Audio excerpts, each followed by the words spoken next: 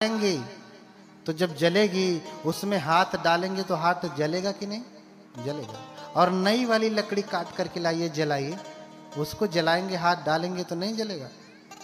जलेगा। जीवन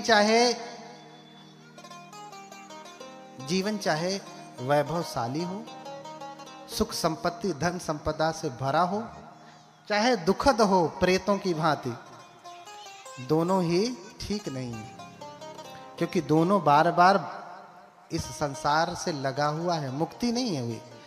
बस एक का जीवन अच्छा है, एक का जीवन बुरा है। इसलिए बुद्ध किसी को ये नहीं कहते कि तुम पुण्य कर्म करो और स्वर्ग जाओ, देवलोक जाओ। हालांकि जब पुण्य कर्म करेंगे आप इस जन्म में मुक्त नहीं होंगे तो आपकी सुगति होना तय है।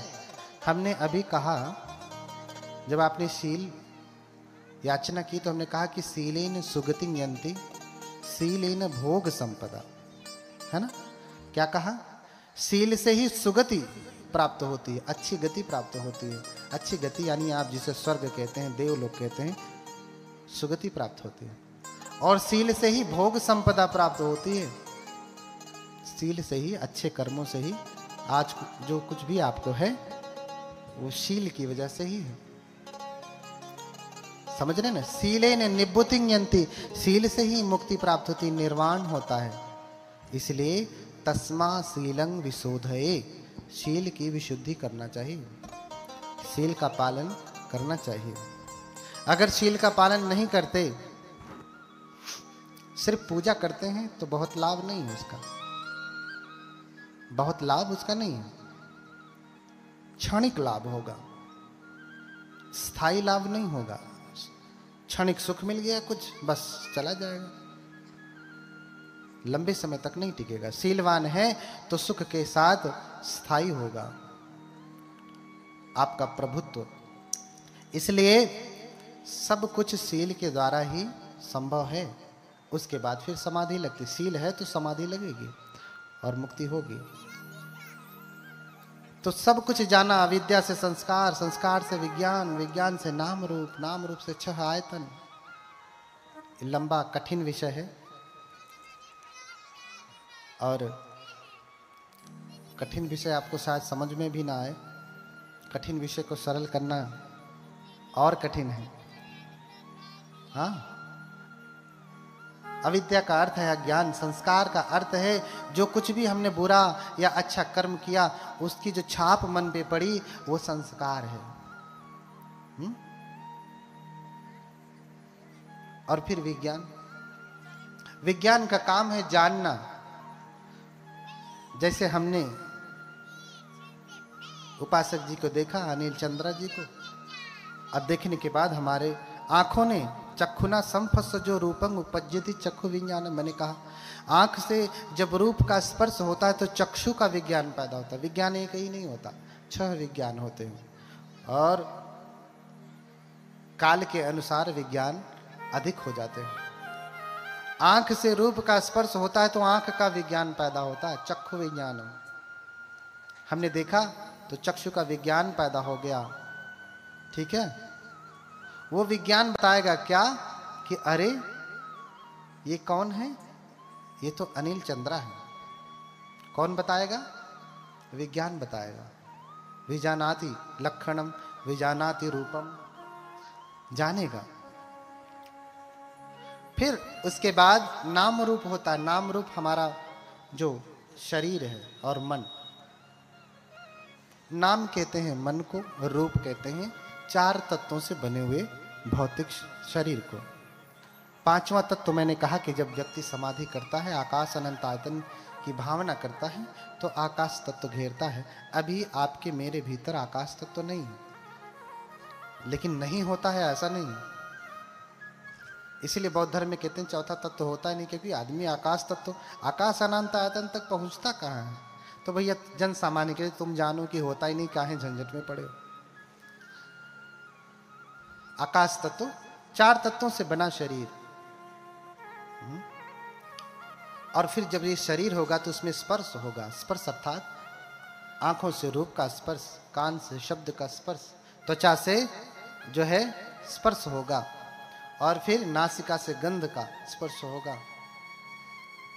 ठीक है, जिह्वा से स्वाद का स्पर्श होगा, मन से मानसिक धर्म का, विचारों का स्पर्श होगा। हाँ, और जब स्पर्श होगा तो वेदना होगी।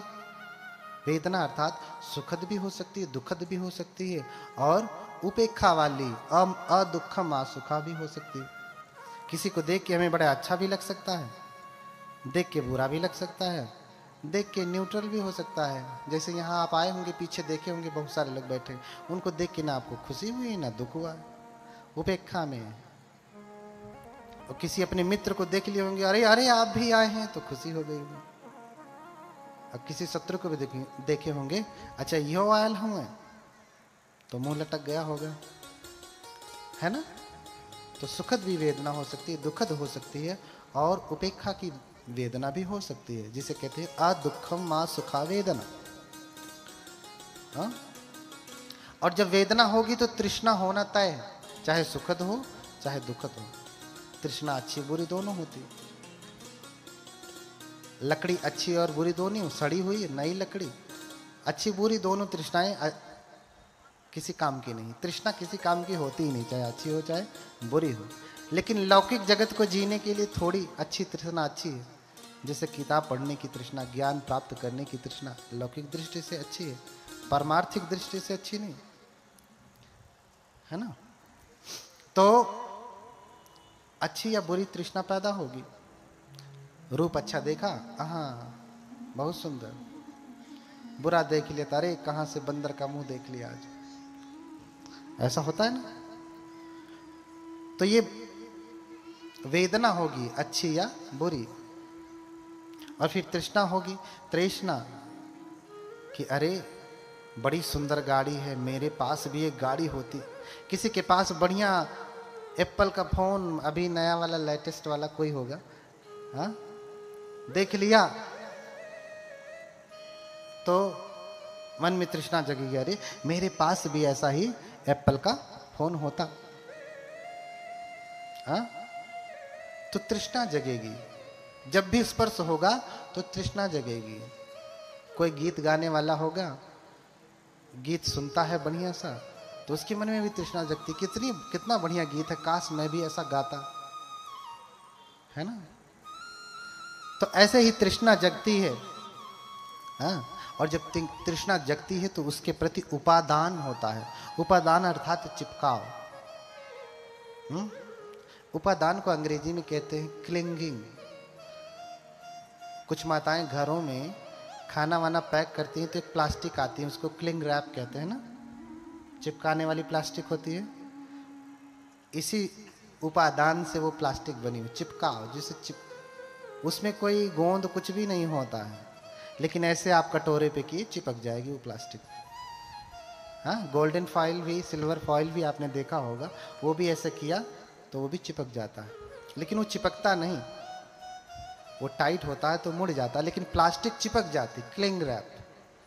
तो क्लिंग से ही क्लिंगिंग, उपादान हुआ, यानी चिपकाव, यानी जहां स्पर्श हुआ तुरंत चिपकाव पैदा हो जाए। वो प्लास्टिक जहां भी टच की तुरंत चिपक जाती है। ऐसे ही जब हमारी वेदना होती तो तुरंत चिपकाव पैदा हो जाता है, उसी को उपादान कहते हैं। आंख से किसी सुंदर स्त्री को देखा, देखते ही अरे बड़ी सुंदर है, अरे बड़ी सुंदर कहते कहते उसके प्रति लगाव चिपकाव हो जाता है, क्षण भर भी नहीं लगता। स्पर्श होते ही आपको घंटे भर इंतजार करना पड़ता है प्लास्टिक के लिए कि अब चिपकेगी, अब चिपकेगी, अब चिपकेगी, ऐसा नहीं ना। जैसे ही स्पर्श हुआ तुरंत चिपक गई। टेप ले लीजिए, टेप, हाँ सेलो टेप जो होता है, जैसे ही स्पर्श हुआ, स्पर्श भी हो रहा है और चिपकाव भी एक साथ, दोनों हो रहा है। टच भी हुआ और चिपकाव भी एक साथ हुआ, तो समय नहीं लगता। ऐसे ही रूप के साथ जब वेदना होगी तो तृष्णा होगी, फिर तृष्णा के साथ उपादान तुरंत होता है, चिपकाव तुरंत होता है, इसीलिए इसे कहा उपादान। उपादान के बाद भाव होता है, भाव, भाव यानी बनना।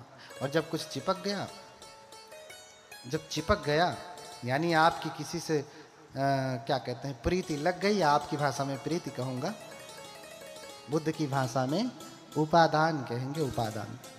और जब प्रीति लग गई तो फिर आपका भाव होना बनना तो तय है। अब चाहे मरने के बाद बने, चाहे इसी जन्म में बने, क्या बनेगा? कुछ और बनेगा, आश्रव बनेगा कि नहीं अब तो ये चाहिए चाहिए चाहिए चाहिए चाहिए। तो ये बन रहा है, बिकमिंग, भाव अर्थात बिकमिंग, हो रहा है, बन रहा है ना?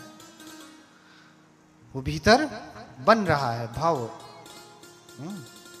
और अगर बन रहा है तो फिर उसी की वजह से जाति, जरा, जाति माने कास्ट नहीं होता जो कास्ट सर्टिफिकेट लेके घूमते हैं, ये जाति वो जाति, ये जाति नहीं, जाति अर्थात जन्म। पाली में जाति का अर्थ होता है जन्म, ठीक है? तो फिर जन्म होगा, हाँ, जाति पच्चया जरा, जरा पच्चया जरा मरण शोक परिदेव दुख दो मन सुपायासा संभवंती। तो जरा मरण शोक उपायास ये सारे कुछ बनने लगते हैं। हाँ, जब भव होगा, ये इतनी क्रियाएं होती हैं, तब जाकर के जन्म होगा। तो जन्म होगा तो दुख होना ही है, सब कुछ दुख होगा। जरा मरण शोक परिदेव दुख दो मनस, ये सब होगा। जरा होगा, बुढ़ापा आएगा, मरण होगा, शोक होगा, विलाप होगा, चिल्लाएंगे, चीखेंगे, प्रताड़ित होंगे, पीड़ित होंगे, ये सब कुछ होगा। कब? जब जन्म होगा तब। यानी कारण क्या है दुख का? जन्म लेना। कारण क्या है? इसलिए दूसरे लोग कहते हैं भैया भक्ति करो, लीन हो जाओ, बार बार के चक्र से मुक्ति पा जाओ। लेकिन बार बार के चक्र से मुक्ति के लिए आपको साधना करनी पड़ेगी, आपको निर्वाण प्राप्त करना पड़ेगा। हो गया तो कहा कि अविजित्वे अशेष विराग निरोधो चागो पटिनिसगो। इसको क्या करना है? पूरी तरीके से अविद्या को त्याग देना है। जब अविद्या त्यागेंगे, जैसे वो एक ईंट का सेटअप बनाते हैं ना, एक के बाद दूसरा, तीसरा, चौथा, पांचवा, छठवां, है ना? एक को धक्का मारे, एक गिरा तो दूसरा, तीसरा, चौथा, पांचवा, ऐसे करके भर भर भर भर भर भर भर पूरा गिर जाता है ना। ऐसे ही आपने अविद्या को हटाया, धक्का मारा, तो सारे के सारे गिर जाएंगे, बाकी का सारा कुछ नष्ट हो जाएगा। लेकिन ये सिर्फ उपदेश से नहीं होगा, इसे समझने के लिए आपको साधना करना पड़ेगा। बोलिए भगवान बुद्ध की। हम जान रहे हैं इधर वाले गोल में कम समझ में आ रहा है, इसलिए इसकी व्याख्या नहीं करना चाह रहा हूँ गहराई से, क्योंकि ये दर्शन का विषय है। मोटी मोटी बातों पे चर्चा करूंगा। तो इन सारे ज्ञान को भगवान ने जाना कि आदमी कैसे जन्म लेता है, क्यों जन्म लेता है और दुख क्यों होता है, और क्या करने से ये दुख खत्म हो जाएगा, जन्म खत्म। क्योंकि जब जन्म खत्म हो जाएगा तो दुख खत्म हो जाएगा। अब जन्म लेना बंद करने के लिए आप सोचें कि चलो मैं मर जाता हूं, आत्महत्या कर लेता हूं, जहर खा लेता हूं, तो ये काम नहीं करेगा। शरीर मरेगा,